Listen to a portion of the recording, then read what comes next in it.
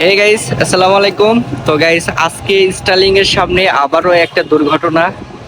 তো স্টার্লিং এর সিকিউরিটি গার্ডকে মারধর করছে আরিফ কলেজের কিছু স্টুডেন্ট। তো এই জন্য আর কি সেই স্টার্লিং ফ্যাক্টরির শ্রমিকরা আবারও আন্দোলনে রাস্তার নামছে। তো দেখো গাইস, আমাদের গাজীপুর শরীফপুর আনসার একাডেমির রাস্তা একবার ব্লক। রাস্তার কি অবস্থা! এই স্টার্লিং ফ্যাক্টরি পুরো রাস্তা ব্লক করে রেখে দিছে।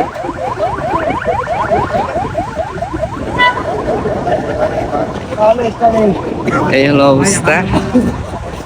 এটা হলো এই পাশে দেখেন আনসার একাডেমির, এখন 1 নম্বর গেটের সামনে দেখাই। এই হলো আনসার একাডেমির অবস্থা। তো এই হলো অবস্থা গাইস, সব ভালো থাকবা। আসসালামু আলাইকুম।